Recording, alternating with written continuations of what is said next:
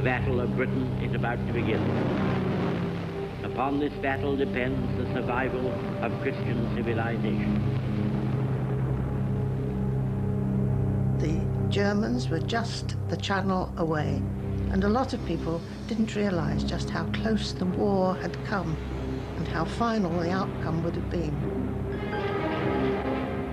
The bravest people, and I mean really brave, were the ones who were terrified and went just the same. So the Germans came again, so we fought them again. No question, no misgivings.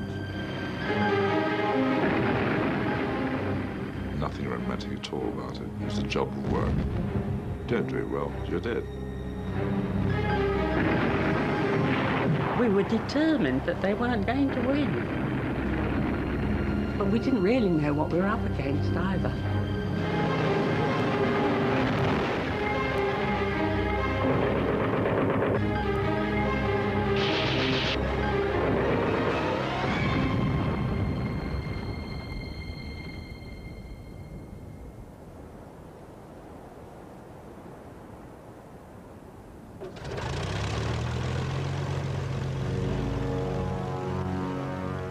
In August 1940, Germany launches the greatest aerial offensive the world has ever seen.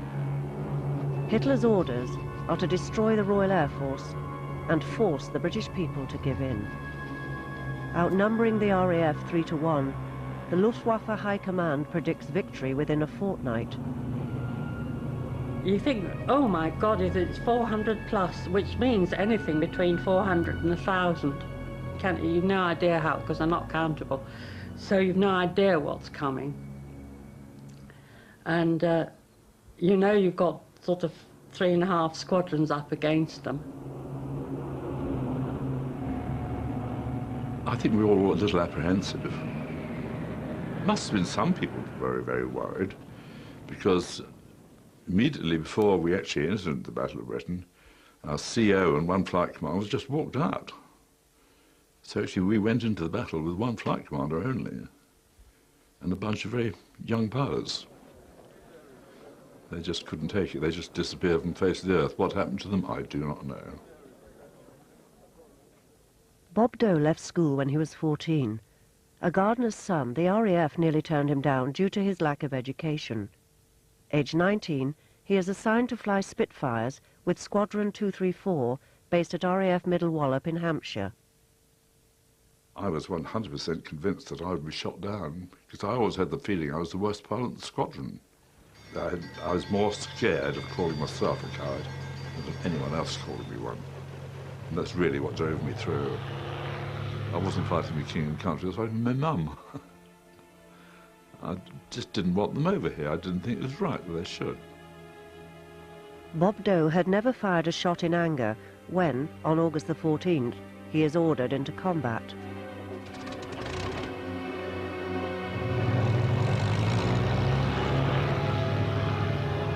We took off on our first scramble and flew in tight formation, which is really stupid, because it means that the only person who's looking around is the leader. Everyone else is spending their time formating. And we proceeded to do everything wrong that we possibly could do wrong. All of a sudden, we found ourselves in the middle of a couple of hundred things with black crosses on. I was so surprised, frankly. We turned and found we'd lost 3 planes. They just disappeared. And at that stage, we all split up all over the place, and I found myself behind a German bomber. And knowing what I thought my shooting skills were, I kept as close as I could and opened fire, and then he just turned over and went down into the sea. And I really felt thrilled, because I hadn't made a fool of myself, which I had expected to do. The dramas unfolding over southern England are watched avidly. Every day the newspapers and radio keep score as the RAF and Luftwaffe fight for control of the skies. Tally-ho! There they are, Jennies. There's a stream of lead from the guns, and he's got him. That's one down. In a way, I think children thought it was all rather an adventurous game. We're really not so concerned about our safety. We were more concerned with the thrills. Bess Walder lives in North London. Her father fought in the First World War. Now Bess dreams of joining the Royal Navy and going to sea. Children and teachers leave at once for their trench shelters in the playing field. It takes much more than an air raid siren to worry the children. War had become part of our daily lives. We learnt how to distinguish the sound of the Luftwaffe from the sound of the British aircraft that were flying. One could tell what sort of plane it was. Dorniers had a special noise. They went brum, brum, brum, whereas our aircraft had a much more continuous sound. I could reasonably accurately identify the puzzles in the aeroplane spotter as silhouettes. They used to give snippets of planes and you had to put a name to that plane. So I can remember the Spitfires, the Hurricanes, the Tiger Moths, and to me that was really extremely interesting. We had thousands of cigarette cards on air raid precautions, ships, aeroplanes, and collected those, and I read those avidly. For boys like 10-year-old Alan Francis, fighter pilots become idols. Our heroes were ace flyers, the Douglas Barders, Sailor Milan and Cat's Eyes Cunningham. I recall eating a lot of carrots, having been told and fallen for it, that Cat's Eyes Cunningham was an expert night fighter, and he ate a lot of carrots. But of course, it wasn't until after the war that one read that that was to hide the secret of the radar. Who that fooled, I don't know, but it certainly fooled me. From the first days of the Battle of Britain, radar is the main advantage the RAF holds. It gives them early warning of German attacks. But with many more planes than the RAF, Luftwaffe bombers still frequently reach their targets, Britain's fighter bases. We knew we were getting short of squadrons and pilots, but we didn't doubt that they would do it. The pilots were protecting our country, all our people, everybody. And so everybody was going to, and that included the civilians, going to fight right to the bitter end, killed or be killed, in fact. 21-year-old volunteer Edith Heap is on her way to work at the operations room of RAF Debden, near Cambridge, when warning comes of an enemy attack. 8 o'clock in the morning, the sirens went. So we just set off and ran like the clappers to the ops room and just got in before the door shut. And then it started.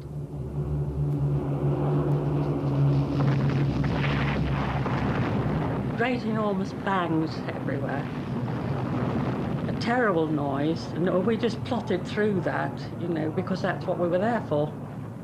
One girl, who was a silly little girl anyway, started to get hysterics, and she was comforted, and that was the only one in all the time I was there that ever did that.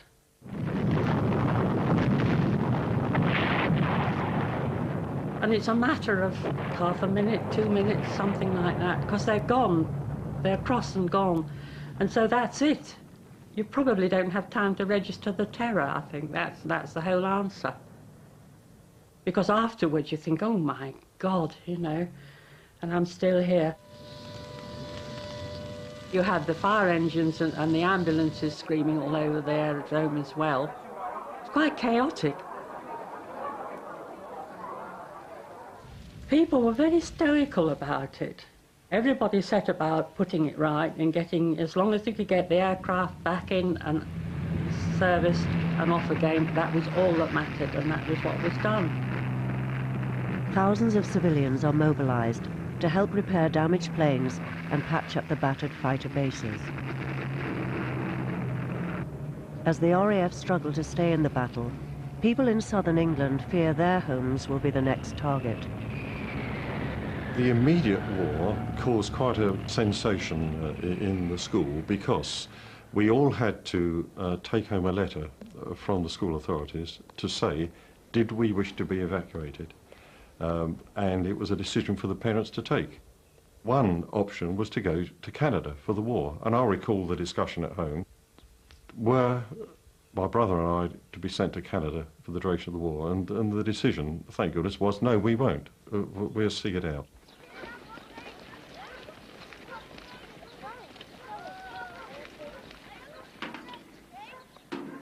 One morning, my mother said, "How would you two like to go to Canada?"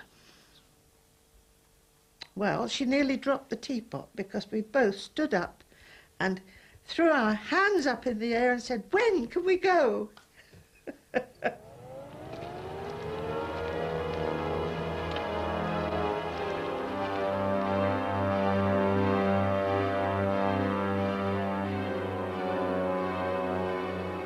In the school, what caused the main sensation was the fact that of our school, 6 went to Canada. Because hundreds of children went from all the schools. It must have been all the same across London. That the ship was torpedoed, and there were these, in our school, 6 vacant desks. In our class, there was a Bruce Hilliard and a Henry Smulovich, my mates, who were no longer there. And that really hit home to us that there was going to be big trouble. We met the train at Euston Station. It was like a scene from an Italian opera in many ways, so highly charged emotionally. The parents hugging their children, children crying. My mother looked at me and said, "Grow up to be a good girl." And I thought, funny, why is she saying that? My father said to me, "Look after that young man," meaning my brother. And I said, yes, I would. And I was a bit puzzled. Why? Why did she say, "Grow up to be a good girl"? And I realized then that they thought that maybe they would never see us again.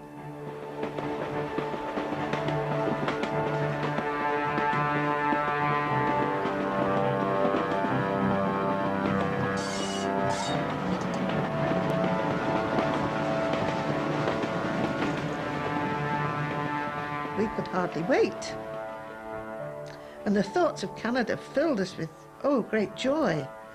I was only, what, 15, just 15, and I imagined that Canada was right next door to America, and America had all the studios and the film stars.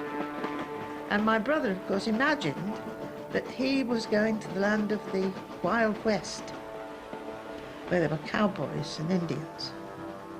He was 9.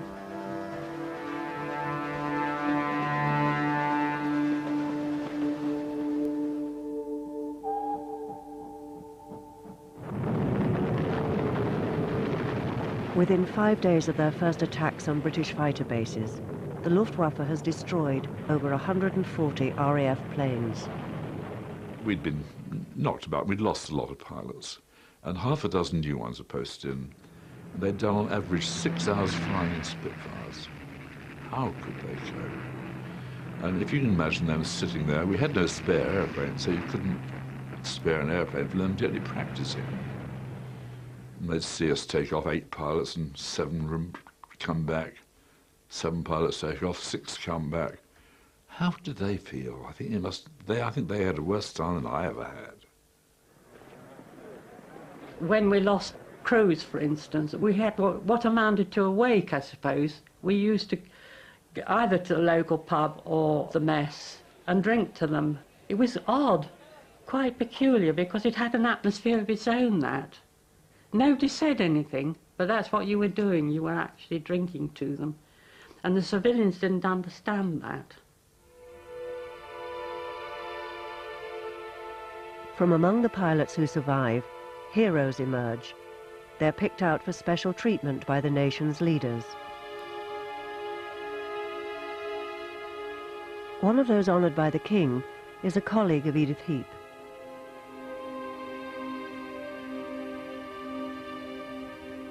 Well, there was the famous Dickie Lee. He was a fantastic pilot.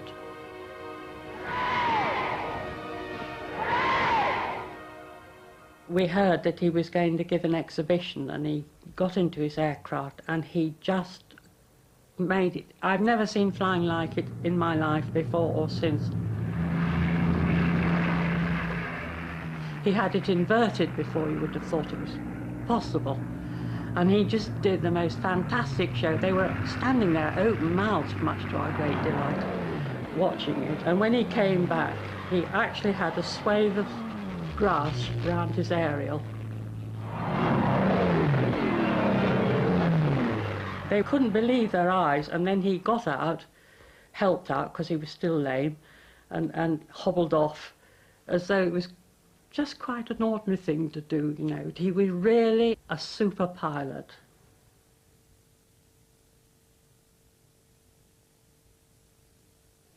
Every effort is made to promote the prowess of RAF pilots, especially to journalists from abroad. Among them is 26-year-old American Whitelaw Reid, working for the New York Herald Tribune, which has opposed the United States entering the war. I think I was mostly reporting on what I had seen, and I tried to develop sympathy, of course, for the fight that was being carried on, but I don't think I got into the area of recommending that we go to war. You wouldn't have a very good audience probably at that time if you had been advocating war. So the best bet, I think, was to describe the English in their finest hour, which Churchill termed it. It really was their finest hour, I think.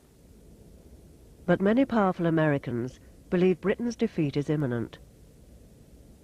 Prime Minister Winston Churchill sets about changing their minds. He invites reporters like Whitelaw Reid to lunch at Downing Street. It was great to see how he remained at the center of things. There were not very many people there at lunch. Mrs. Churchill and Mary. Churchill didn't talk too much at the time, but afterwards he was really generous in what he had to say about the Herald Tribune. It's exciting to be a small cog in the process of reporting on what was going on and helping to turn the tide just a little bit, maybe, in favor of America coming to the rescue at the end.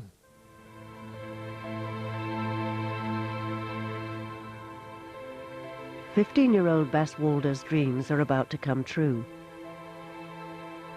She is going to sea, to cross the Atlantic with her brother. They set off from Liverpool, bound for Canada.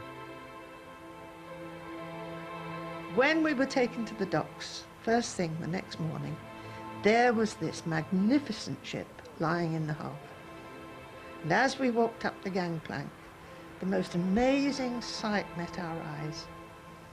It was a floating palace. 90 children and a few adult escorts set sail on a cruise liner, the city of Benares, for the 12-day journey. And so we sailed out into Liverpool Bay, and we heard the sounds of children singing all the way along, because we all stood on the deck and sang, "Wish me luck as you wave me goodbye." Wish me luck as you wave me goodbye. And it was a lovely sound. And all the ships in the harbour honked. And as we sailed off towards the coast of Ireland, we felt nothing but pleasure. Give me a smile I can keep all the while in my heart while I'm away. Churchill is desperate for America to declare her support for the British cause. He cables President Roosevelt, offering to hand over British military bases in return for a fleet of old destroyers to strengthen the Royal Navy. Whitelaw Reid's newspaper urges the president to act. Well, we were hoping, of course, that the deal would go through, the destroyer deal, and the Tribune had been supportive of that idea, but it was a difficult political situation that had to be manipulated very carefully by Roosevelt at the time. The presidential election is just 3 months away. If Roosevelt agrees to send the destroyers, he could lose the votes of millions of Americans who are determined not to be drawn into a foreign war. But the war is getting closer to America. Every day, convoys of merchant ships make the dangerous transatlantic crossing. The Royal Navy is running short of destroyers to escort them, and German submarines are striking with increasing success.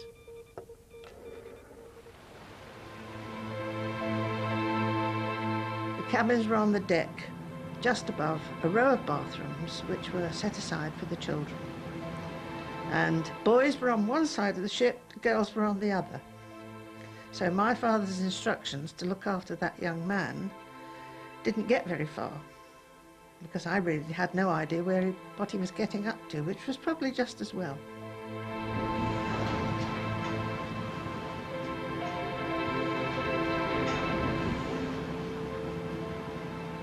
This was a new world for us.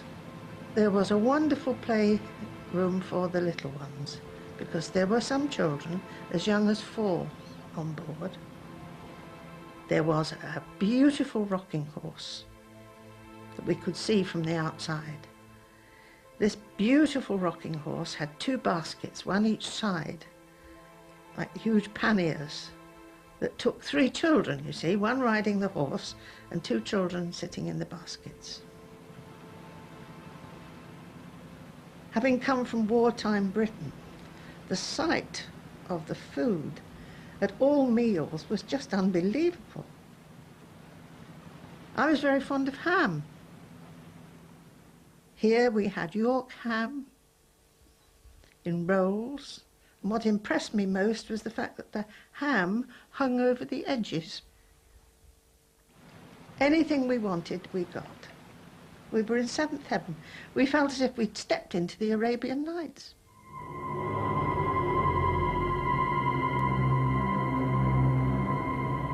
On the morning of August the 18th, the Luftwaffe launches its largest attack yet on British fighter bases. RAF commanders throw every available fighter into the air. We weren't practicing any longer. We reckoned we knew it all. We were just waiting for them. At 20 years old, Hurricane pilot Ken Lee is a veteran. Known as Hawkeye by his colleagues, he has already shot down 7 enemy planes. You could climb up to 5,000 or 8,000 feet and be in an engagement and be back on the ground in 25 minutes. Refueled and rearmed and off again within the hour.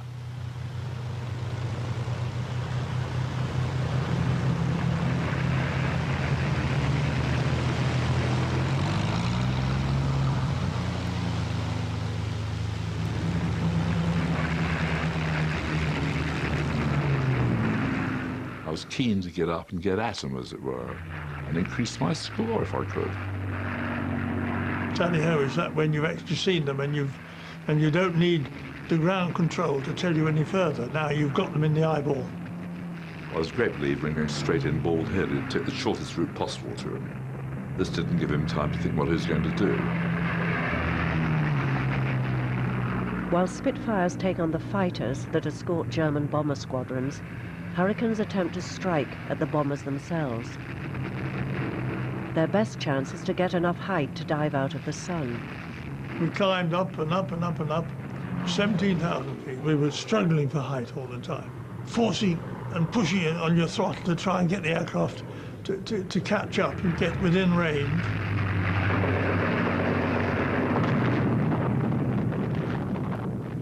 You fly the plane through the gun sight. You don't consider what you're doing with it. You just throw it around. What happens to the plane is incidental. You've only got about 30 seconds of firing. You can put a little burst there to begin with to liven them up or distract the rear gunners. You've got 8 guns firing something like 1,200 rounds a minute. And there's a lot of bullets in 2 seconds. And as we were climbing up, through a little break in the cloud, saw about 40 or 50 Heinkels. And there's a whole load of Ju-88s. remember getting in the middle of them, and I managed to damage one. I was shooting him from the side, and his tail blew off. And the first thing I knew, there was a bang, and my leg shot up in the air. The bullet hit me in the back of the leg. And immediately, there was smoke and flames coming out from underneath the main tank. My boot was sogging like your welling when you got wet in the stream with the blood from the wound. People started coming out and pulling their parachutes. The last one out pulled his parachute too soon. It caught fire, and I saw his parachute burning away as they went down. Now it's without control and with smoke and flame, so this time I rolled it on its back and pushed the stick forward and did my belt. And I didn't unplug my oxygen, so that nearly pulled me back in again. But I fell out. We weren't trained in the use of parachutes. I'd only heard the night before about the theory that you 6 seconds for 1,000 feet. So I did my minute on my stopwatch. There'd been rumours that the Germans were shooting down people in parachutes, and I didn't intend to be hung up there waiting to be shot. So I dropped down to about 5,000 feet. I was going round and round and round, head over heels and tumbling around. When I pulled the chute, it came up between my legs, and I could well have got wrapped up in it like a parcel. And then, of course, I came wafting down in a cornfield, and an old chap jumps out from the corn with a military cap on and a gun, which apparently he'd captured in Gallipoli himself from the Turks. I wasn't in uniform. I was just in shirt sleeves, no means of sort of identifying myself. So he held me at gunpoint until the London Irish arrived and took me off to the local golf club for a refresher.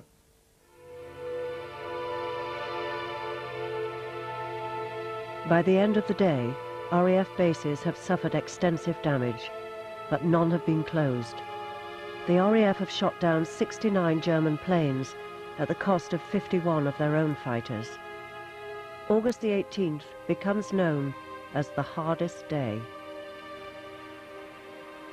It was the most exciting battle I think you could wish to hear, because that's all we could do was hear it. But they were falling out of the sky all over the place. It was really exciting. It was a bittersweet kind of day because we lost quite a few pilots.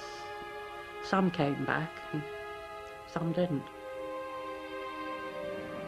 Several of the pilots Edith Heap helped guide into battle that day don't make it back. Among them is fighter ace Dickie Lee. He set off after 2 ME-109s, I think they were, across the channel, and he hadn't enough petrol. And we knew he hadn't enough petrol. And he just disappeared, obviously, into the sea. And I think he just didn't care. And he was determined to fly into them if necessary, collide and knock them down, because that was done more than once, not always by accident. They were going to get them, whatever, even if it means your life.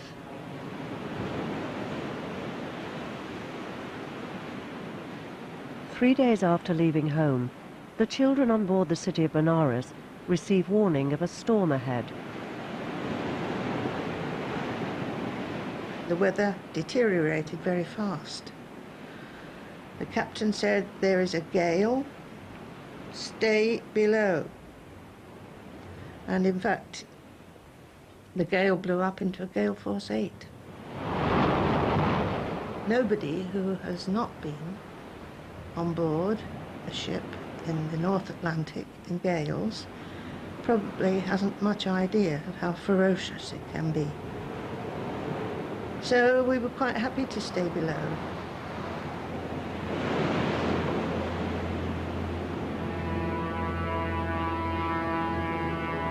Just when everyone was fast asleep, there came the most terrible explosion. The whole boat shuddered.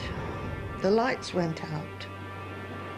Someone, I don't know who, came along, took me by the hand and said, "Come on with me." and led me up onto the boat deck, where the scene that met our eyes was one of total chaos. To start with, the boat deck was now at this position because the ship was sinking.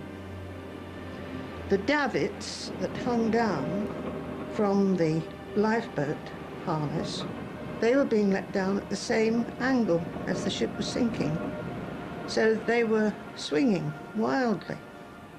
And the boats themselves were rocking. So getting into the boats was a miracle. I was picked up bodily and flung into the lifeboat. Most of the children did not get into lifeboats. Some children jumped and were picked up by men on rafts. But sometimes it was impossible to retrieve the children. I had been told by my father, as you know, that I had to look after my brother. I assumed, because I'd seen so many children fail to get into lifeboats, that he had failed. By this time, the ship was sinking fast, and a lot of the boats were wrecked by this down swell that was caused by the sinking ship. We were slap bang in the middle of the Atlantic, in a lifeboat, grossly overcrowded. It was rocking violently from side to side, and we were pulling away when the lifeboat, as we knew it would, turned upside down.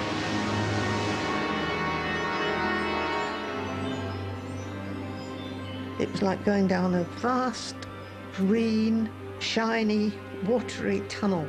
And then I did, in fact, feel myself coming up.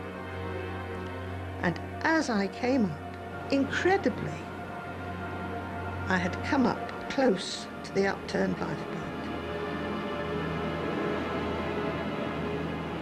And I stretched out, and my hands clutched onto the key. And across from me, on the other side of the hull, was another young girl about my age. Her name was Beth. The waves seemed like mountains. I suddenly saw that wonderful rocking horse that came from the children's nursery, rocking up and down on those waves.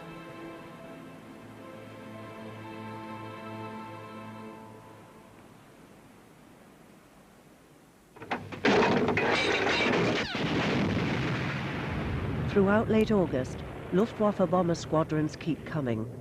RAF pilots, despite their inferior numbers, remain defiant. We knew we were holding, let's put it that way. We knew we were taking the bombing and that we were coping with it. There's no sense of defeat at all. An intense routine of daily sorties against the enemy has taught British pilots that the faster, more nimble Spitfire can outmaneuver German fighters. The Spitfire became part of you. It was the most beautiful creature. I know, I fell a bit in love with it. I eased the throttle open very gently, and all of a sudden this tremendous power suddenly seemed to go through the airplane. And it was the most wonderful feeling. You were part of the air, you were a bird in the air. You didn't have to think about turning. You did turn, it just automatically went.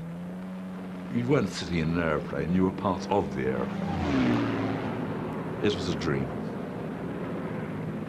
In the heat of battle, some young pilots like Bob Doe surprise even themselves.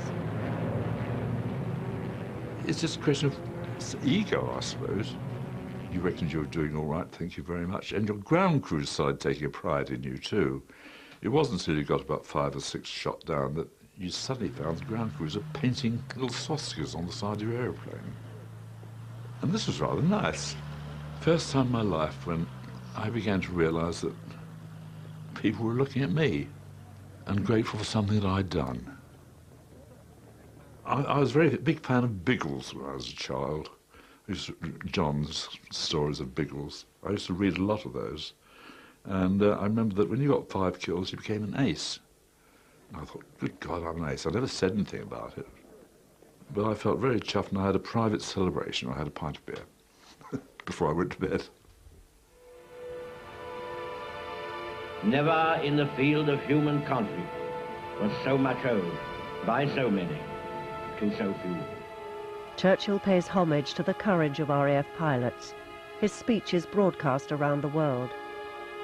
All our hearts go out to the fighter pilots, whose brilliant actions we see with our own eyes day after day. I hope, indeed I pray, that we shall not... In Washington, his words no longer fall on deaf ears. President Roosevelt finally acts, pressing Congress to accept Churchill's request for American destroyers. It was quite a bitter debate, and all the isolationist types didn't want to have it happen because they thought it might lead us further into war, of course. But I think a number of leading politicians in the U.S. on both sides, Democrat and Republican, supported it, and so the day was carried. Finally, Churchill has the deal he's been waiting for, a clear signal that America will support the British war effort. The news is eagerly announced in London. The government of the United States, in return for the grant of certain bases in British possessions in the Western Hemisphere, will turn over to the Royal Navy 50 American destroyers to be delivered ready for immediate use. In the North Atlantic, convoys desperately need this help. They are so vulnerable to submarine attacks, captains are ordered never to stop, even when one of their number sinks. Survivors like Bess Walder are routinely left behind. We had gone past the stage of feeling pain. Our faces were swollen, our tongues were enormous, could hardly see, our eyes were beginning to close, and we were very near death.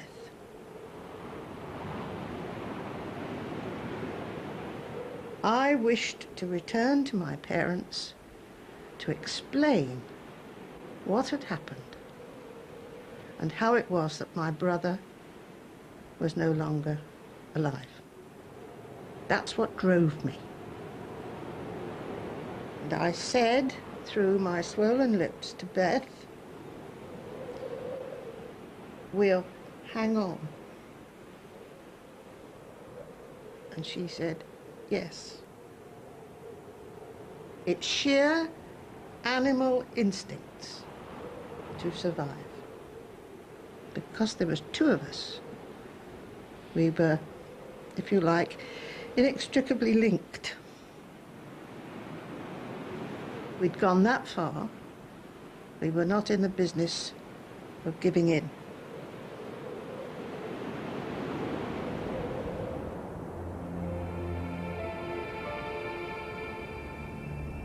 The Battle of Britain is in the balance.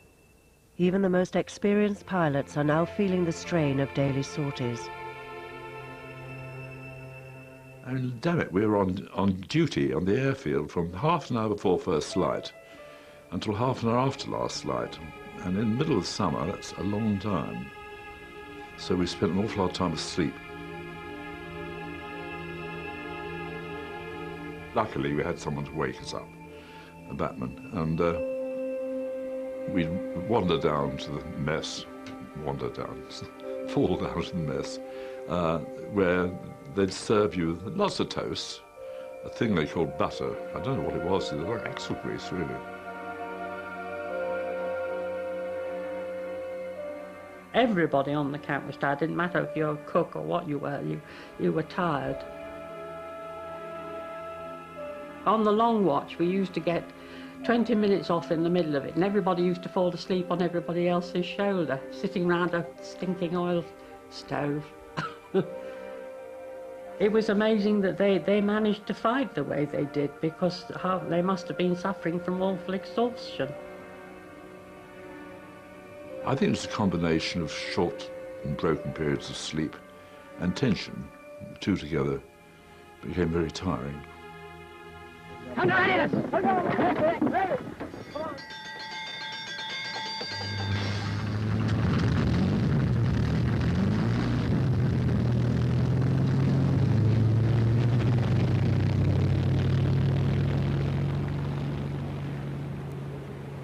The weather was still as bad as ever. Clouds were scudding across the sky, gathering ready for nightfall.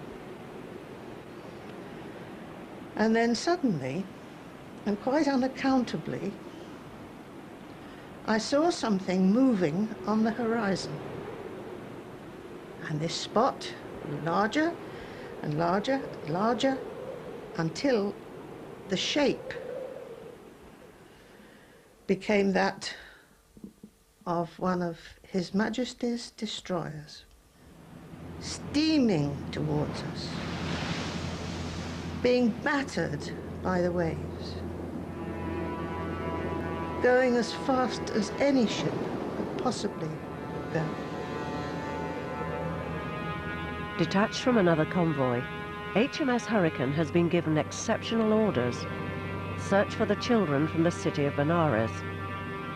Having spent all day looking, the crew is on the point of giving up. We were too close to death to make any kind of move. We watched a lifeboat being lowered, and the men inside it were cheering and shouting and saying, "Hang on, hang on, we're coming." We could hear noises coming from the destroyer, and it sounded like a rugby crowd. There were the men cheering and shouting. The coxswain of the lifeboat stretched his hands out and said to me, "Come on, darling, let go." Do you know, I couldn't. I couldn't let go. My hands were stuck tight. And he forced my fingers back, away from the keel, and took me bodily, put me into the lifeboat. And there we were, rescued, just in the nick of time.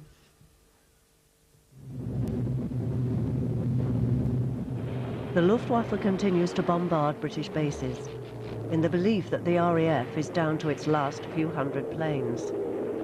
But they are mistaken. Britain is now producing twice as many fighters as Germany, and pilots like Bob Doe have grown in confidence. Excitement. You knew this was it. Right at the beginning, I said it was fear, but after a few trips and I realised that I was coping with it, it became excitement and eager to get out.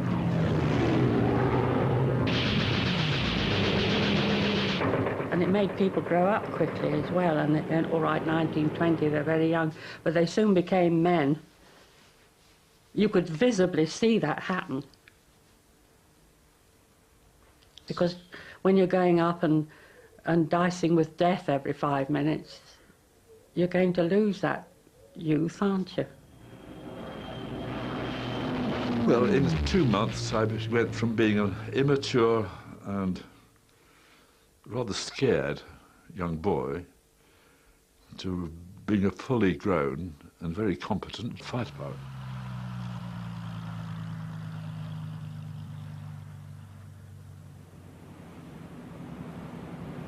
After 20 hours in the water, Bess Walder is confined to her sickbed on HMS Hurricane.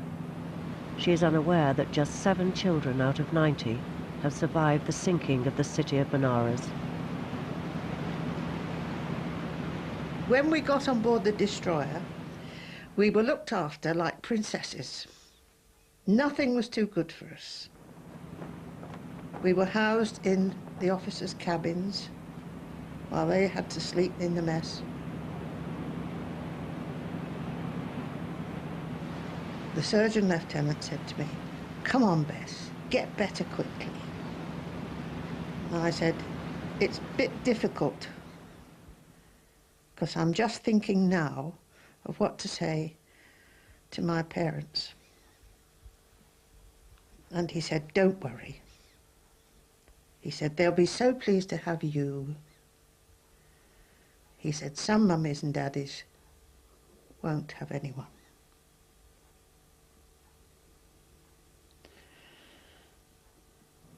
And the day after that, the captain banged on the cabin door and shouted to me, "Sit up, miss." So because you always did what the captain said, you sat up. And I did. He said, "I've got a present for you." And from behind his back, he produced my brother.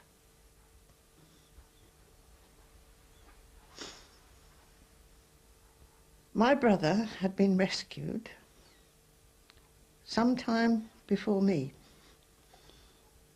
And there he was saying to me, "What are you doing lying there?" And just like a very cross mother, I said, "Where have you been?" And then, of course, we had a big hug and kisses, which disgusted him.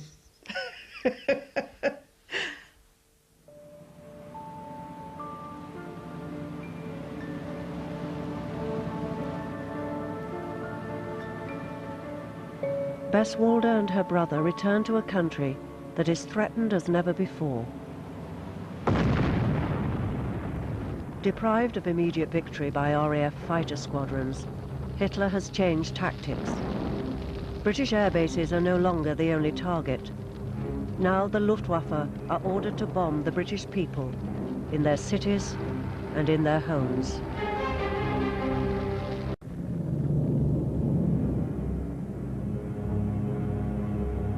On the afternoon of September the 7th, Hitler's Air Force begins its assault on London. 900 German aircraft reach the city almost unopposed. Their target is the biggest commercial centre in the world, the London docks. It was on the Saturday afternoon. The planes come over and they bombed and bombed and bombed it. When it started to get dark, all you could see over down Surrey Docks way, I don't know if you know it, was all a big red glow. We didn't know where to go. There was no shelters provided, none, no shelters provided. My dad said, "We'll go under Abbey Street Arch." And we went under the arch and we sat on the pavement. All the wet was coming down the wall. And I remember one woman, Mrs. Parr, she's an old neighbour of ours, and I laugh about in there. She prayed to Hail Mary all night. I said, "Oh, Mrs. Parr, for goodness sake." She started doing a Hail Mary. Well, that's what they believe in, isn't it? But other people, they just sat there. I don't think we slept the first couple of nights under there. I can't see how we could have slept. It was so noisy.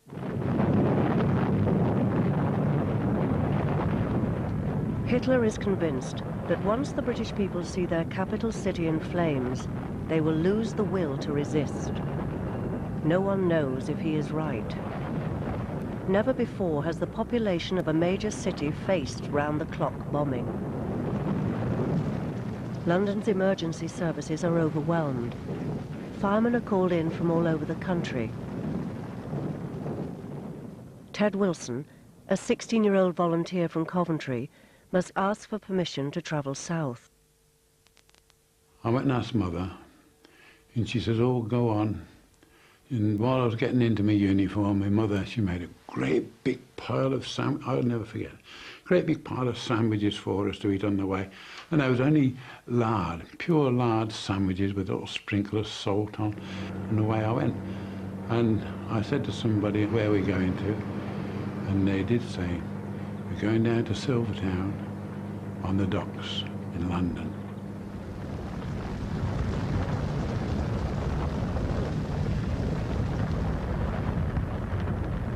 In fighting the fires, 16 firemen were killed, 11 by high explosive bombs and 5 by falling walls. It was horrific. You've got the bombs dropping down, sometimes in the fires that you're actually trying to put out. And the sky didn't exist. That was a blackness. I've seen walls fall down and firemen being trapped.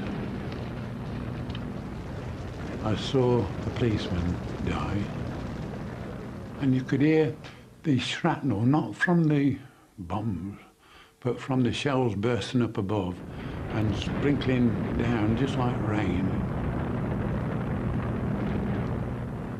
There's no doorway or alleyway for a fireman to go into. He has to stand there and take what's coming down. EastEnders seek refuge anywhere with solid walls. In Bermondsey, an old billiard hall becomes an emergency shelter. There was a little bit of music there. And of course, all the young people wanted to go there, didn't they? And I said to my mum and dad, instead of going to Butler's Wharf, let's go in the billiard hall. We tried to get in the billiard hall, but it was full up. And all the people in the billiard hall was all the girls I went to school with, all my age, 18, Lily's friends and all that. And when we come out, the bomb had fallen through in the billiard hall and exploded inside and blew all to pieces. I mean, they didn't even bury the people, they couldn't even sort them out. They couldn't. Shocking. I don't know if it was Lily Williams or Rosie Williams. She got killed, and girl Bat and another girl, all young people, 17 and 18. People were dying all over the place, oh. In the first 4 days of what's become known as the Blitz, 1,500 people die. Nazi bombers dominate the skies. The RAF makes little impression. We just did our damnedest to stop them getting there, but we couldn't stop them completely. On those first 2 London raids, we'd taken off quite late, and we tended to be underneath the raid. We hadn't got to altitude, let's put it this way, before they arrived. So we were fighting at a disadvantage. We were fighting uphill instead of down. And the 3rd London raid, I climbed like stink from when I took off, and I managed to get above them. And on that occasion, I got a bomb on quite happily. But the poor Londoners, I really felt sorry for them.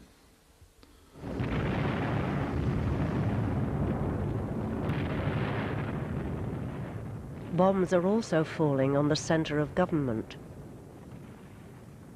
There was a terrific air raid one night, and Churchill had been giving a dinner party, and he thought about Mrs. Landemar, his cook, in the kitchen. Well, the kitchens at number 10 have these vast windows, and he went into the kitchen and insisted that Mrs. Landemar and the assistant cook come into the shelter with us, which was just as well, because the next morning that whole kitchen was covered in shattered glass. They would have been killed easily. The atmosphere inside number 10 is bleak. Some of Churchill's ministers fear that Hitler may be right, that Londoners will break under the strain.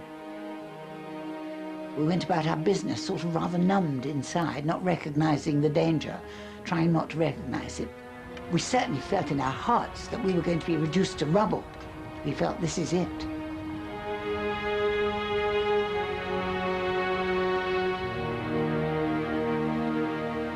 While Hitler's air force batters London, his submarines intensify their attacks on British merchant ships in the North Atlantic. They are essential to Britain's survival, carrying half of the nation's food and raw materials. The Royal Navy herds ships together into convoys and tries to protect them. It was a complete cock-up, most of it, you know. We brought the convoys through, but more by luck than judgment, if you know what I mean. The German captains were red hot. They knew exactly what they were doing, and our people didn't. We hadn't got a strategy to take on U-boats. Ian Nethercott is already a veteran. 4 months ago, his destroyer was sunk at Dunkirk, and he was shot by a German fighter plane. He is 19 years old.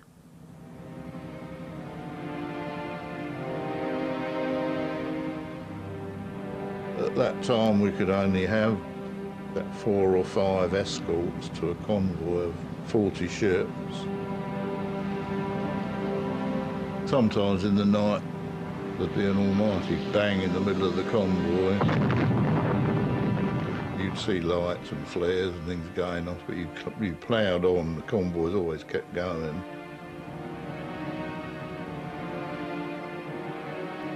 To imagine every night when I turned in my bunk and the torpedo slams into me. Now I'm already trapped down below. There's no way I can get out from here. I'll just stay there and go down in my bunk.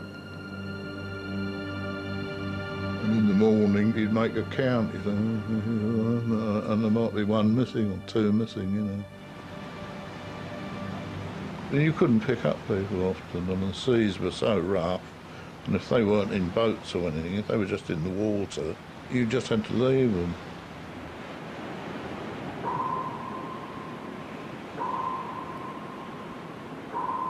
If you got an ASDIC ping and they were right over the top of it, you still went in and dropped your jet charges right amongst them and blew them all to pieces.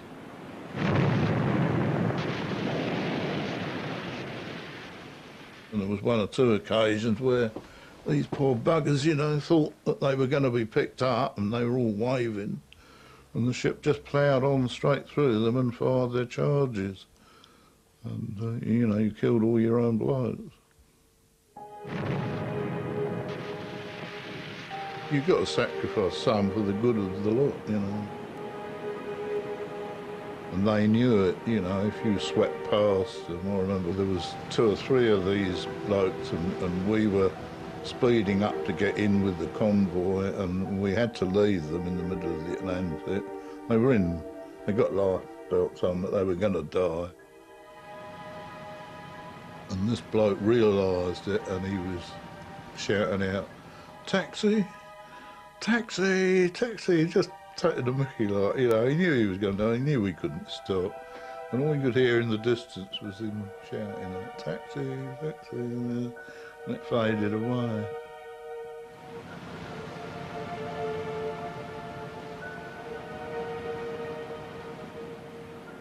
It made hard men weep.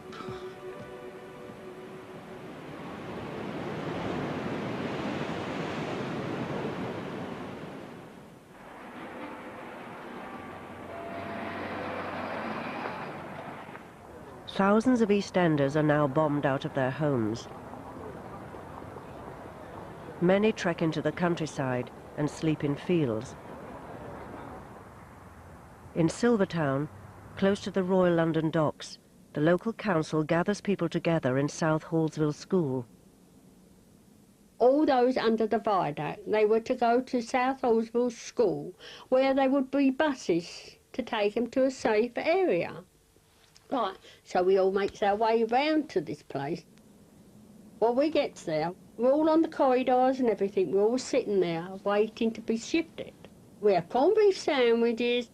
Then my mum says, "How do you want your eggs tomorrow?" It was Mrs. Mack. "How do you want your eggs tomorrow? Hard or soft?" You know, jokingly.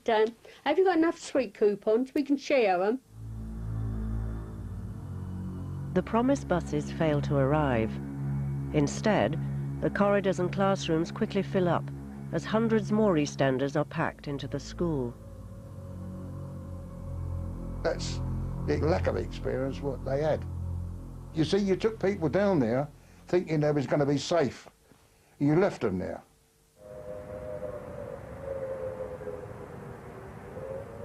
For 2 days and nights, the homeless families wait for transport, just yards from the docks.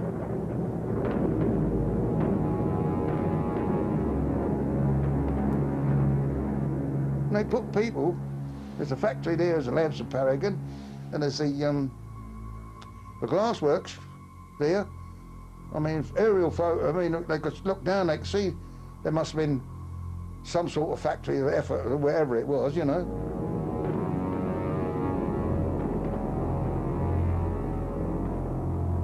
And also in 10 minutes to 4, there was this vivid flash. I've never seen so many brilliant colours in my life. The doors of the schoolrooms came across and dashed over the top of us. Kids screaming, women screaming, we were all frightened. All I was thinking of, my dad, was my dad all right? He was shouting out, "You all right, Ada?" And then he's saying, "Maud, are you all right?" That was his stepmother. Yeah, he said, "Where's the old man?" She said, "I don't know." And it seemed eternity, but it must have been about an hour, hour and a half. They came round with these lights. They started digging us and pulling us out. We was told it was an aerial torpedo or a mine, aerial mine, but when I see it, it sliced one half of it, and all whatever's down, it buried everybody down in it, into the crater. That's where they were. Boats were getting them out of the crater.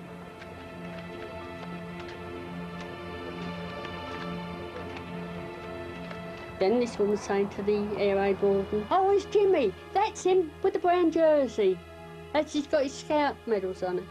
So they've dug everything, all they've got is, "Oh, no Jimmy." There was so many killed in that bloody school.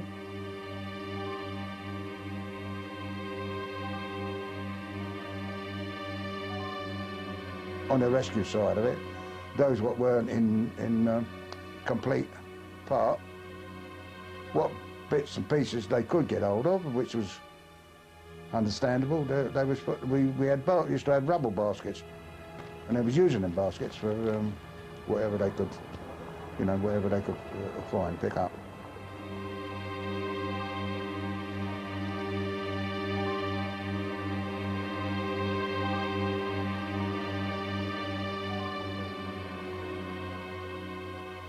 There was people there. There was a lot more people than what they said are buried in there. Eventually they realised that the best thing to do was to cover that lot up. And I think they did. Yeah. There's no telling how many people are buried in there even to this day, you know.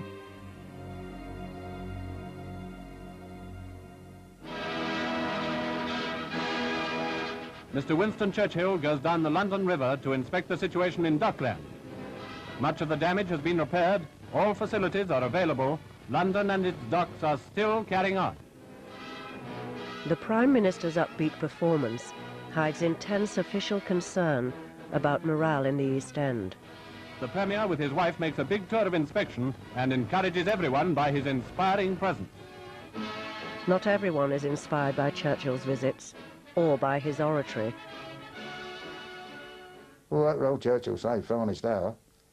Yeah, who gets get your missus and kids and buried and or knocked out? What would you say? You've got finest hour, all right. So, well, I wouldn't be prepared, but a bit more prepared for all this. Shelters were disgusting. Disgusting, the shelters. The dirt in it, dirt. And the smell and the stink. And people scratching themselves with scabies and all things like that. After spending days inside inadequate shelters, crowds of Londoners barge their way into the city's underground stations and force the authorities to keep them open all night. Wealthier Londoners find other ways to escape the danger. The class distinction that went on even during the Blitz. So those who had the money or could get away to, you know, out in the country somewhere went. And those who, you know, those who had to stick it out, that was it. That was their bundle. London suburbs suffer far fewer bombs than the East End. For many children there, the war in the air is a source not of fear, but of fun. I can remember watching dogfights on the way home from school, and I always hoped I would see a dogfight. Now there would be good lads putting their lives at risk, but to a youngster, that really was big stuff. I did many nights stand with my father outside the back door, overlooking this valley where we could see so much, 6 miles across and either side. There were no traffic lights, no shop lights, no background light of any sort, and the whole thing was just pitch black. The activity at night was at times intense. One could hear the German aeroplanes droning, although they were very heavily laden. And the searchlights would try to pick them up, and we were willing these searchlights to do just that. And indeed, if they did pick up a plane, which they did once or twice, it would shine up like a silver light in the searchlights, and they would all switch onto it. Then all hell would let loose, and they would fire these tracers. For a 10-year-old, that was absolutely extraordinary. Now and again, and this is when my father got me back inside, you could hear a whir of the shrapnel, like and it would hit a roof, and the tyre would slide down. And there was a lot of exchange of shrapnel swaps. And a shell base was a prized possession. A shell cap was a rare bird. And I had a good collection. After 8 days of bombing, the RAF finally hits back. On September the 15th, it savages a big daylight raid. London's embattled inhabitants can at last see their own pilots tearing into the enemy. The dramatic victory forces the Luftwaffe to stop daytime raids on London. The bombers still come by night, but Londoners can now at least go to work in safety, and a new spirit begins to grow. People never moaned. They never moaned. They got on with what they had to do. They got up and went to work and come home from work and changed into a pair of trousers and old jumper and went down the shelter and got up from the shelter and went home and changed and went to work.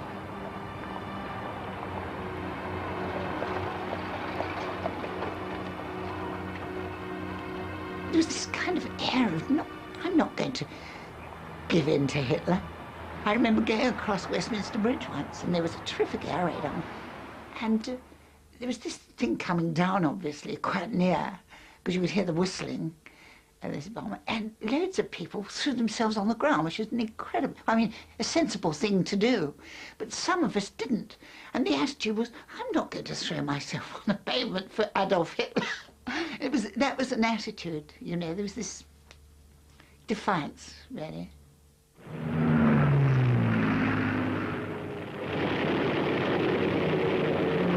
We had a hell of a scrap over Portland, in which about 100 enemy aircraft were engaged. The Messerschmitt 110 whipped up in a stall turn, and I gave him a long burst. It fell over and got on a Messerschmitt 110's tail and sent it down in flames. The bomber crashed in the field. I leveled off. Suddenly there was a blinding flash on my port wing, and I felt a hell of a blow on my left arm, and then blood running down. Dennis Whistler is a 20-year-old fighter pilot. Since May, he has been in the thick of the air war. Whistler serves at RAF Debden in Essex.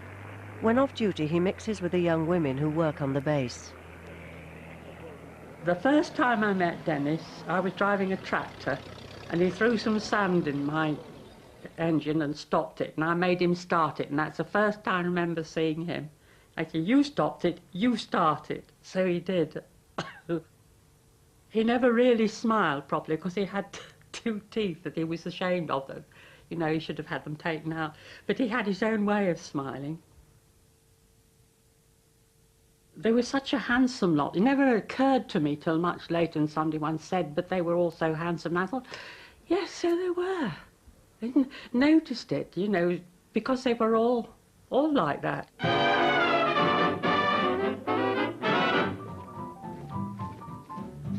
I mean, there were budding romances all over the place.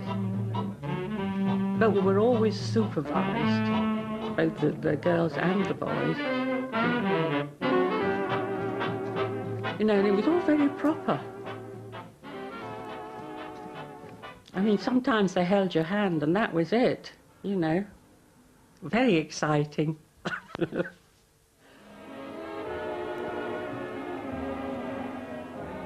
Sometimes we went ballroom dancing, all very dignified, I might tell you.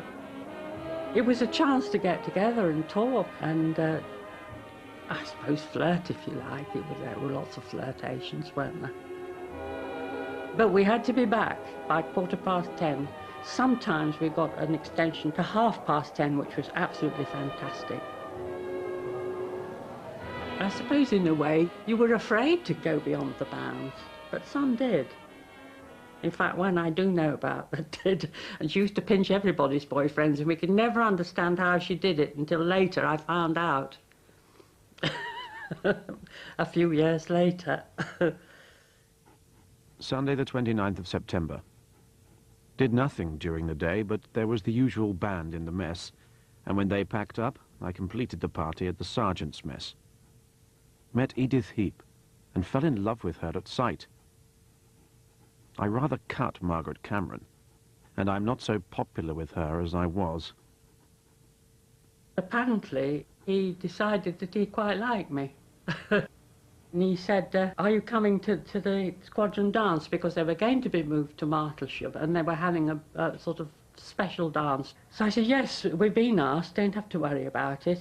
So when we came off duty, we all flood in, and he's waiting for me. And it just went from there, and I never got near the bar. And we danced, and then he said he wanted a photograph, so we went back to my billet and fetched a photograph. And they went off to Martlesham the next morning, arranged to write to each other every day and meet when we could, which is what we did. As Dennis Whistler and Edith Heap are dancing at RAF Debden, Hitler's bombers strike London once again.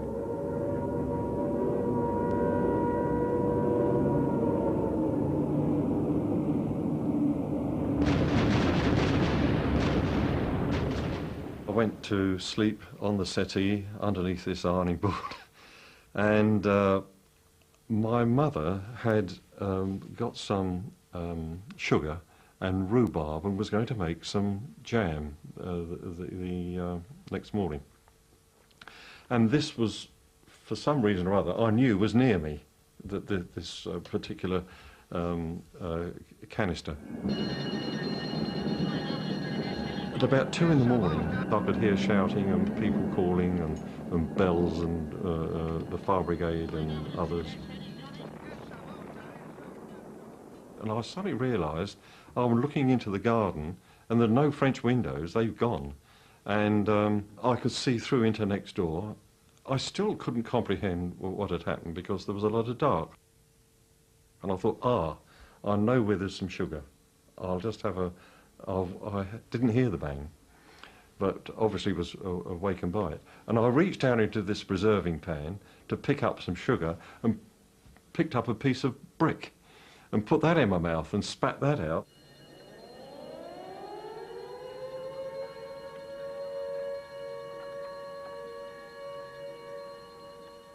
My father was okay. My mother, who was lying next to him under the table, was hit by the middle wall, which came and just crushed her.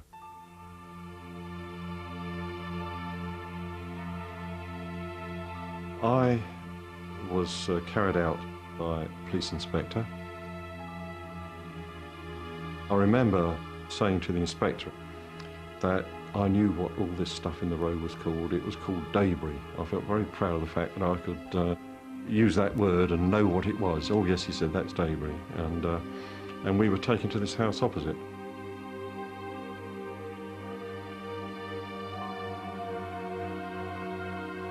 My father, who went to the hospital and was there told my mother had been killed, he came back to the house and his hair was standing straight up on end, just like it used to in the children's comics, with anyone who'd had a shock. And he said that she had died. And I still didn't really comprehend the immensity of that. So I kept, strange as it may seem, a stiff upper lip. I get more upset thinking about it all these years on than I did at the time. I pretended that nothing had happened. I did not get upset about it, although I knew I should have done. Maybe it would have been better had I done.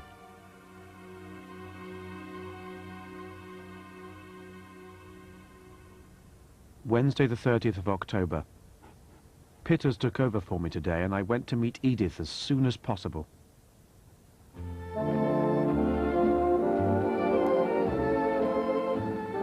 My God, it seems to be the real thing this time.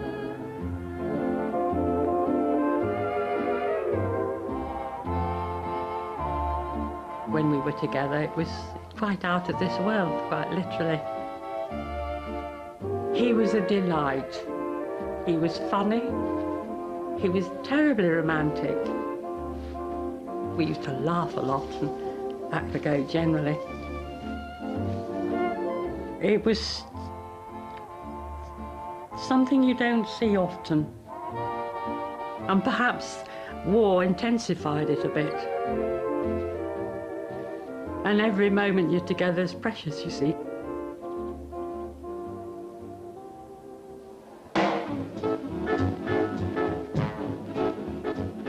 Women were new in the forces, and they were worried that things would get out of hand and we'd get pregnant and there'd be all sorts of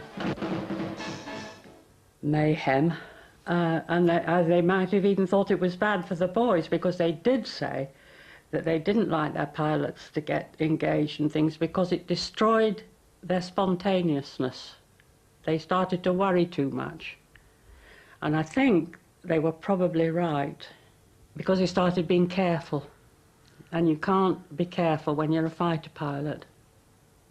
You have to go in full throttle and not be worrying about some woman left at base. Hitler extends his night bombing. Hull, Southampton, Liverpool, Bristol and Cardiff all suffer. On November the 14th, the Luftwaffe strikes Coventry. Teenage fireman Ted Wilson, back from London, faces a firestorm. The whole place was like bonfire night. Sparks everywhere. And in a short space of time, I lost the eyebrows and the eyelashes, all the hair under my steel helmet, that's all gone. Often I thought about my mum and dad, also my sisters and my brother. I knew that they would be in the Folly Lane tunnels underneath the railway. I know they thought of me and prayed for me during the night. I went to another part of the city to put out a small fire, and we were just clearing up when we heard that the Coventry Cathedral was on fire and it was burning pretty bad.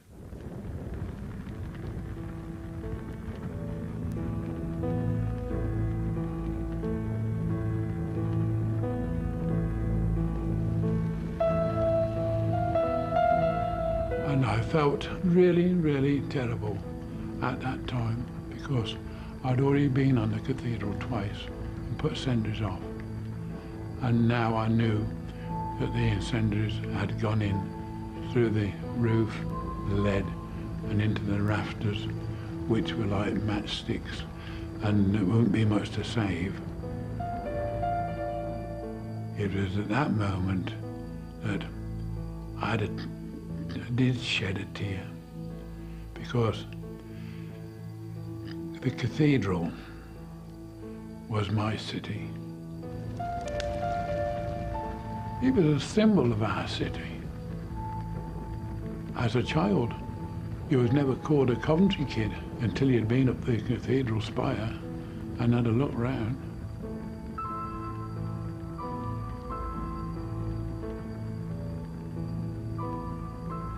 And the station officer, he said to me about 7:20. Go home if you like, Ted. I said, and see how your folk are. On his way home, Ted Wilson hears that the tunnels in which his family are sheltering have been struck by bombs.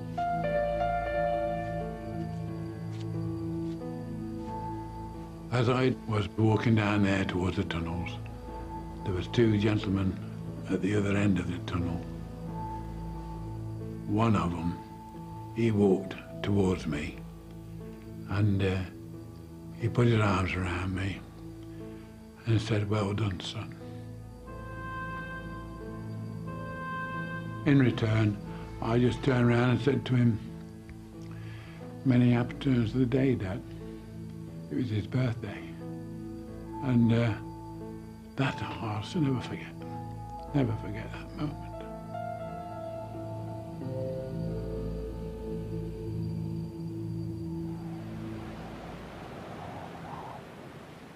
On the Atlantic Ocean, the Royal Navy is now desperately stretched. To help protect the convoys, it presses passenger liners into service and fits them with 19th century guns. 20-year-old Sam Patience is the quartermaster of the Jervis Bay. It's the kind of ship I always wanted to be on, a big passenger liner or ex-passenger liner. She was then converted to an armed merchant cruiser. And but to me, to go aboard that and a big liner, be quartermaster, that was it, that was good.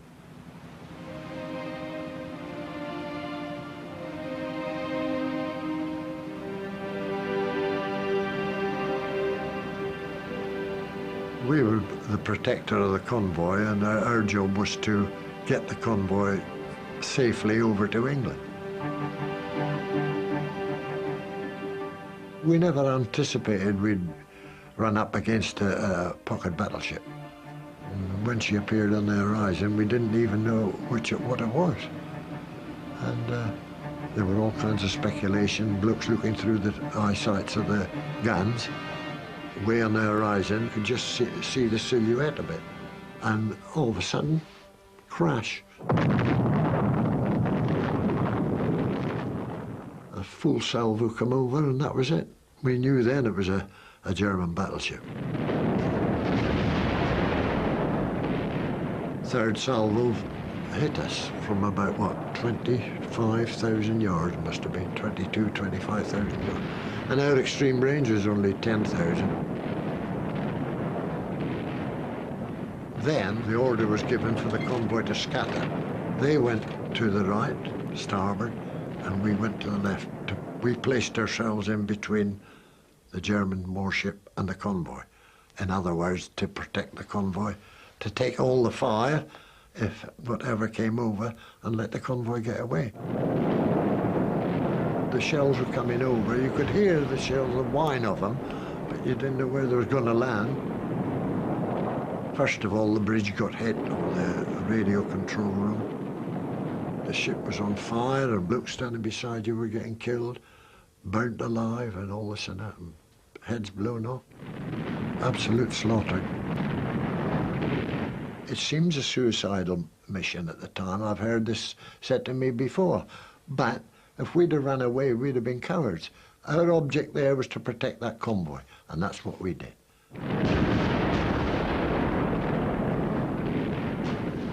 We were just getting smashed to bits. And the navigator shouted to us, "Abandon ship, every man for himself."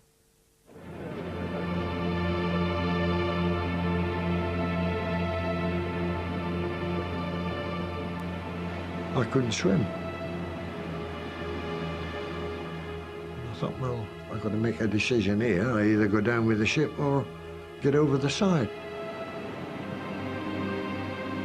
And I got hold of a ship's lifebuoy, and I went over the side and got away from the ship before she sank.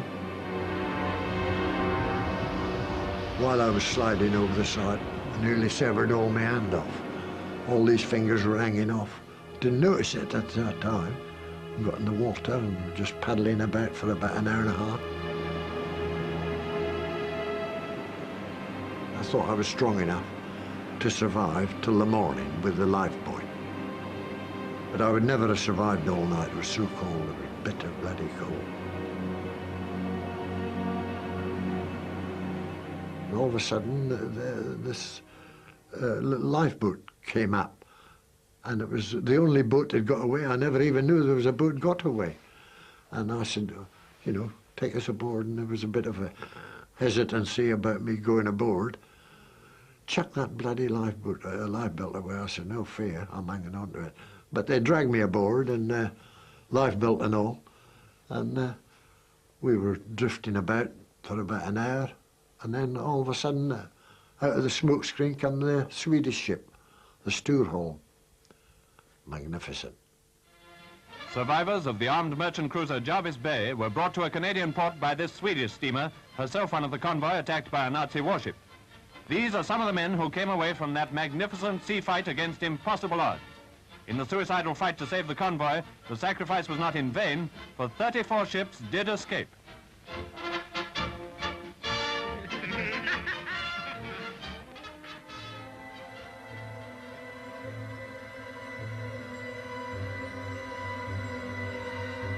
Up until about 18 months ago, I should be fighting the Germans every night in my bed. I was always being cornered, or they were always trying to get me somewhere or another. For a long time, I'm fighting, effing German bees and all of a sudden.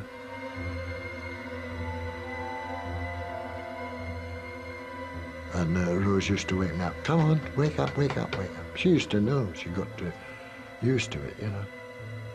But the dreams, you know, they're worn off now. So I must be mellowing with the years.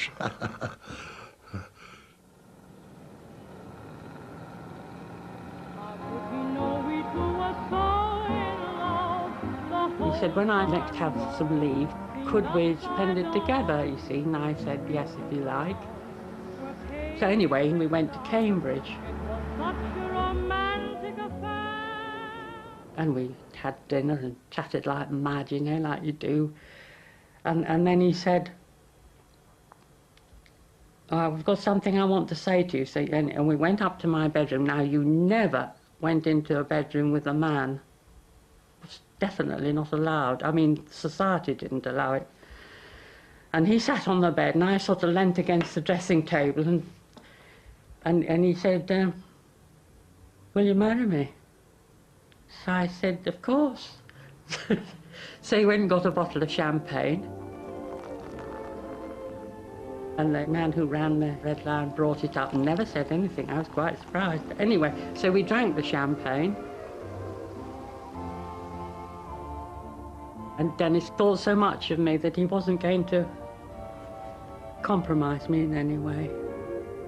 And off we went to our respective beds. It showed a great respect, which we had for each other. On the other hand, I could probably have been persuaded.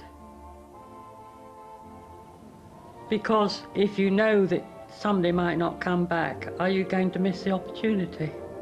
Because you never get it again.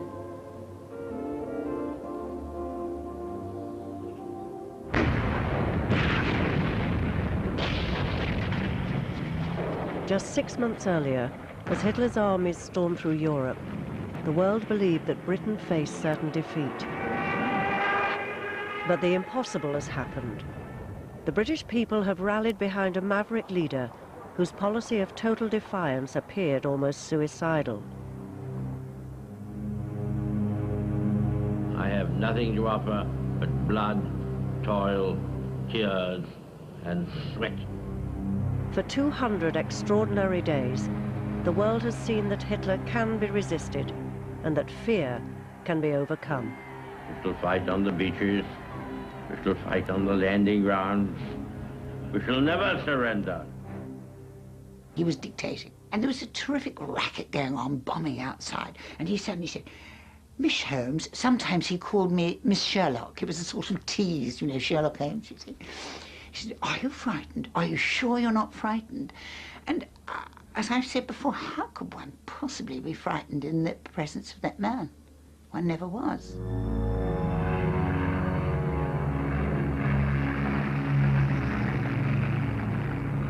Britain cannot win this war alone, but in 1940 she has refused to lose it.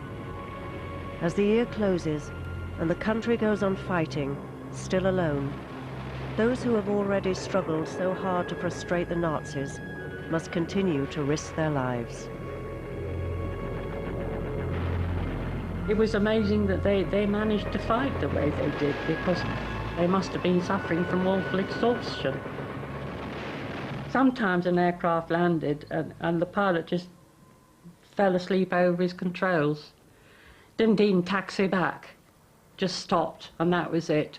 So the ground crews had to go and rescue him and bring them back. And they were that tired, and whenever they were off, and they used to just lie about down at dispersal, flat out asleep.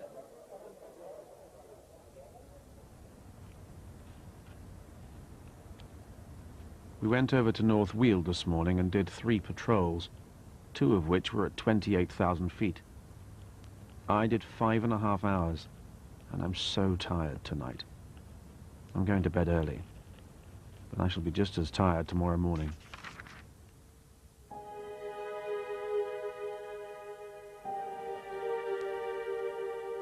In the operations room, Edith Heap and the other WAFs can hear every detail of the battle in the skies above.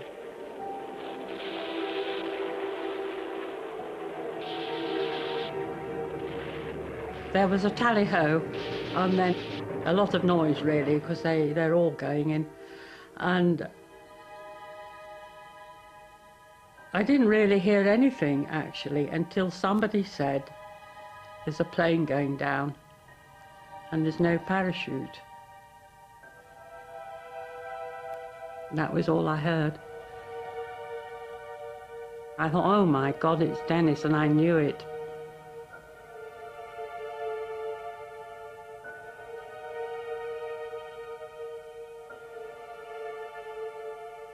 Eventually I went back and Bill was waiting for me, and she said, Edith,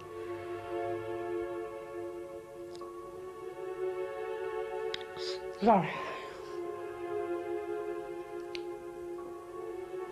Anyway, she said, Dennis is missing. So I said, yes, I know. And they were very kind. And how...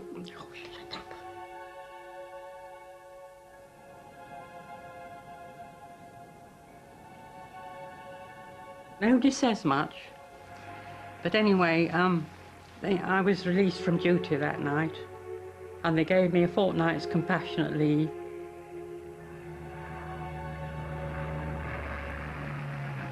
I do wish we'd been married, that I do wish. I wouldn't have cared if it was 24 hours or 2 days or 3 weeks or 5 months. I do regret that. But there again, I think we were very fortunate to meet. We wouldn't perhaps have met if there hadn't been a war.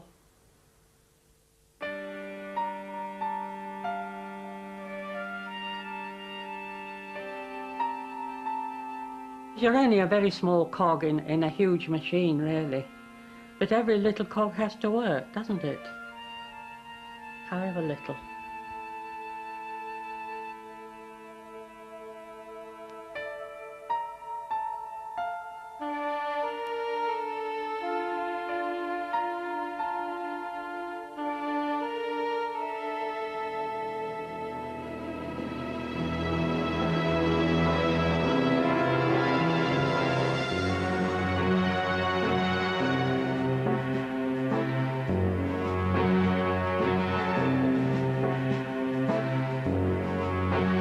Attacks on British fighter bases, the Luftwaffe has destroyed over 140 RAF planes. We'd been knocked about, we'd lost a lot of pilots, and half a dozen new ones were posted in. They'd done on average 6 hours flying in Spitfires. How could they cope? And if you can imagine them sitting there, we had no spare airplane, so you couldn't spare an airplane for them to do any practicing. And they'd see us take off 8 pilots and 7 come back. 7 pilots take off, 6 come back. How did they feel? I think I think they had a worse time than I ever had. When we lost crews, for instance, we had what amounted to a wake, I suppose. We used to go either to the local pub or the mess and drink to them. It was odd, quite peculiar, because it had an atmosphere of its own, that. Nobody said anything, but that's what you were doing. You were actually drinking to them. And the civilians didn't understand that. From among the pilots who survive, heroes emerge. They're picked out for special treatment by the nation's leaders. One of those honoured by the King is a colleague of Edith Heap.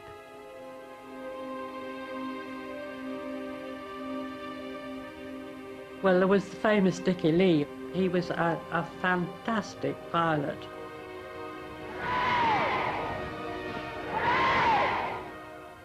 We heard that he was going to give an exhibition, and he got into his aircraft and he just made it. I've never seen flying like it in my life before or since. He had it inverted before you would have thought it was possible. And he just did the most fantastic show. They were standing there open-mouthed, much to our great delight, watching it. And when he came back, he actually had a swathe of grass round his aerial. They couldn't believe their eyes, and then he got out, helped out because he was still lame, and hobbled off as though it was just quite an ordinary thing to do, you know. He was really a super pilot.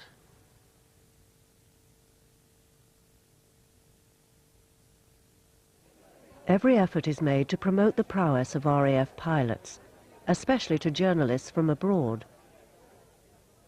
Among them is 26-year-old American Whitelaw Reid, working for the New York Herald Tribune, which has opposed the United States entering the war. I think I was mostly reporting on what I had seen, and I tried to develop sympathy, of course, for the fight that was being carried on, but I don't think I got into the area of recommending that we go to war. You wouldn't have a very good audience probably at that time if you had been advocating war. So the best bet, I think, was to describe the English in their finest hour, which Churchill termed it. It really was their finest hour, I think. But many powerful Americans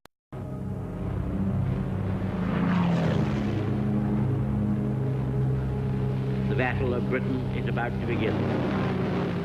Upon this battle depends the survival of Christian civilization. The Germans were just the Channel away, and a lot of people didn't realise just how close the war had come and how final the outcome would have been. The bravest people, and I mean really brave, were the ones who were terrified and went just the same. So the Germans came again, so we fought them again. No question, no misgivings. Nothing romantic at all about it. It was a job of work. Don't do it well, you're dead. We were determined that they weren't going to win. But we didn't really know what we were up against either.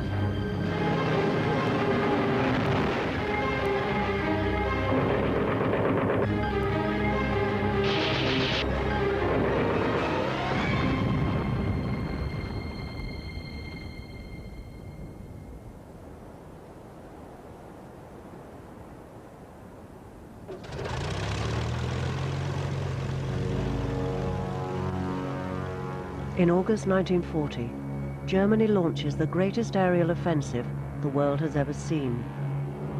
Hitler's orders are to destroy the Royal Air Force and force the British people to give in. Outnumbering the RAF 3-1, The Luftwaffe High Command predicts victory within a fortnight.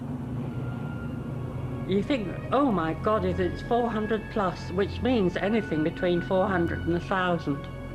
You've no idea how, because they're not countable. So you've no idea what's coming. And you know you've got sort of 3.5 squadrons up against them.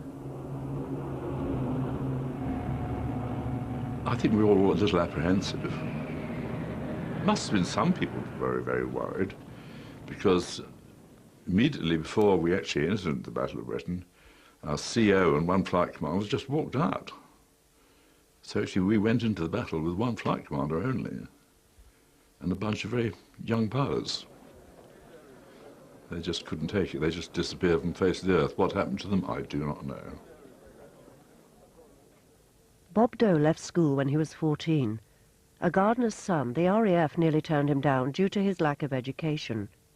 Aged 19, he is assigned to fly Spitfires with Squadron 234, based at RAF Middle Wallop in Hampshire.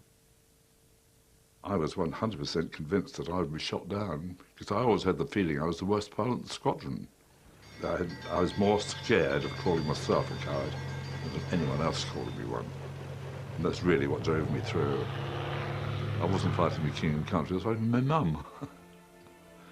I just didn't want them over here. I didn't think it was right that they should. Bob Doe had never fired a shot in anger when, on August the 14th, he is ordered into combat.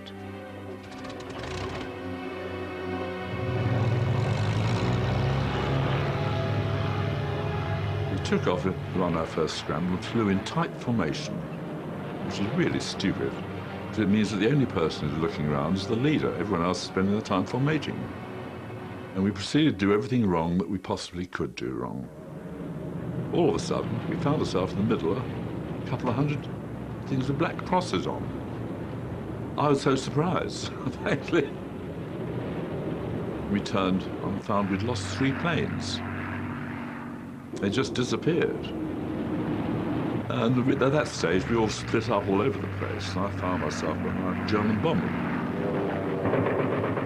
And knowing what I thought my shooting skills were, I kept as close as I could and opened fire, and then he just turned over and went down into the sea.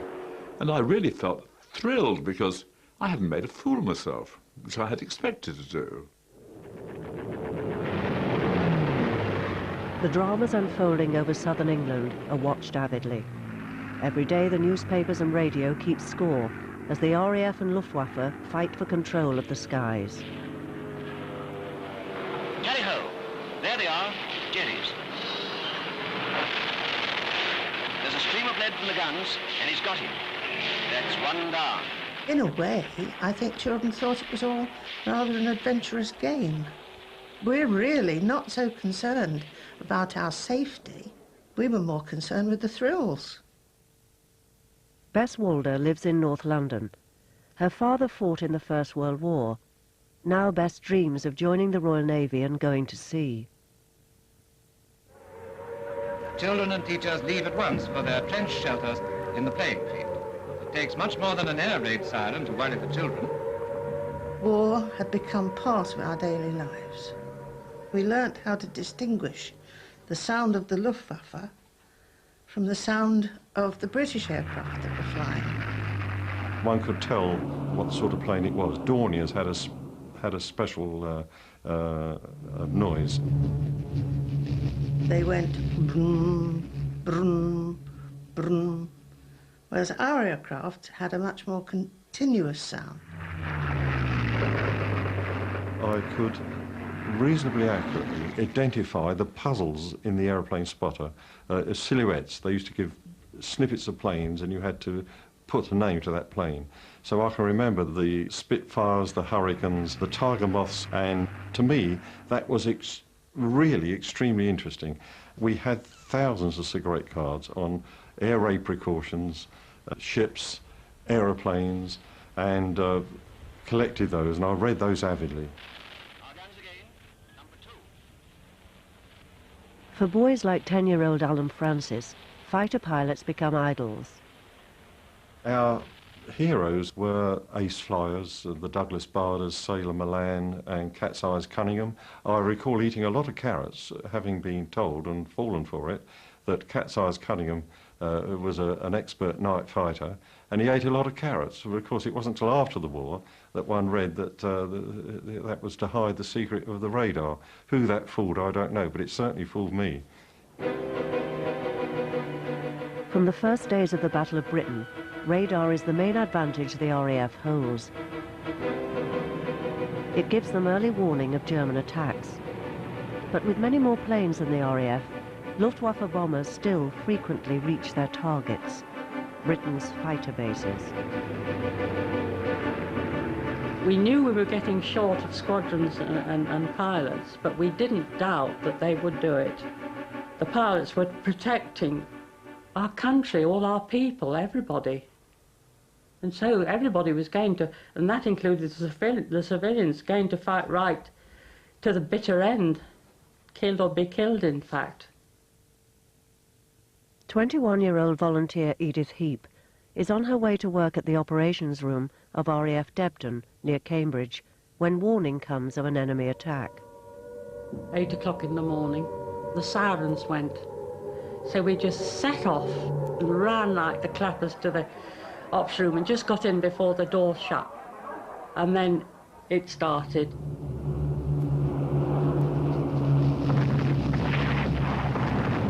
Great enormous bangs everywhere. A terrible noise, and we just plotted through that, you know, because that's what we were there for. One girl, who was a silly little girl anyway, started to get hysterics, and she was comforted, and that was the only one in all the time I was there that ever did that.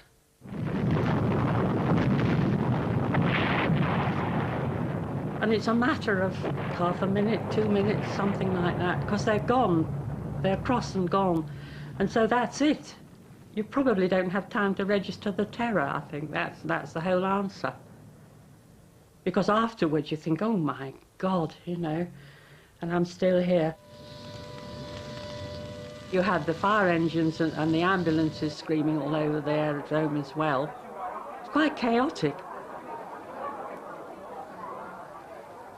People were very stoical about it. Everybody set about putting it right and getting, as long as they could get the aircraft back in and serviced and off again, that was all that mattered, and that was what was done. Thousands of civilians are mobilized to help repair damaged planes and patch up the battered fighter bases. As the RAF struggle to stay in the battle, people in southern England fear their homes will be the next target.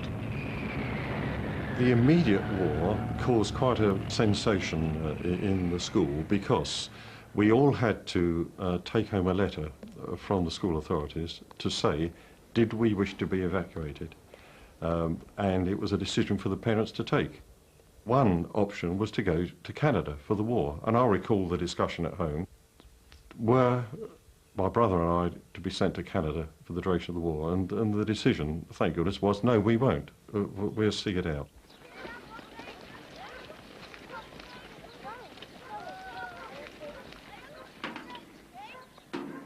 One morning, my mother said, "How would you two like to go to Canada?"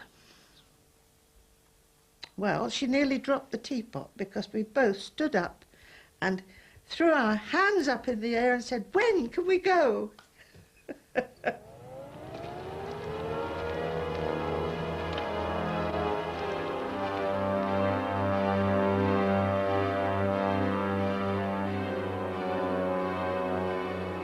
In the school, what caused the main sensation was the fact that of our school, 6 went to Canada. Because hundreds of children went from all the schools. It must have been all the same across London. That the ship was torpedoed, and there were these, in our school, 6 vacant desks. In our class, there was a Bruce Hilliard and a Henry Smulovich, my mates, who were no longer there. And that really hit home to us, that there was going to be big trouble.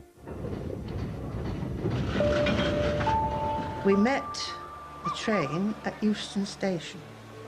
It was like a scene from an Italian opera in many ways, so highly charged emotionally. The parents hugging their children, children crying. My mother looked at me and said, "Grow up to be a good girl." And I thought, funny? Why is she saying that? My father said to me, "Look after that young man," meaning my brother. And I said, yes, I would. And I was a bit puzzled. Why?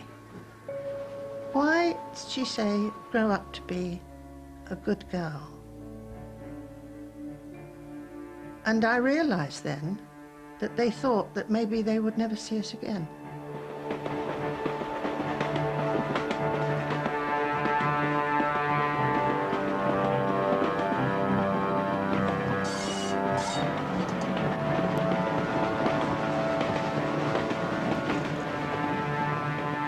We could hardly wait. And the thoughts of Canada filled us with, oh, great joy. I was only, what, 15, just 15, and I imagined that Canada was right next door to America, and America had all the studios and the film stars. And my brother, of course, imagined that he was going to the land of the Wild West, where there were cowboys and Indians. He was 9.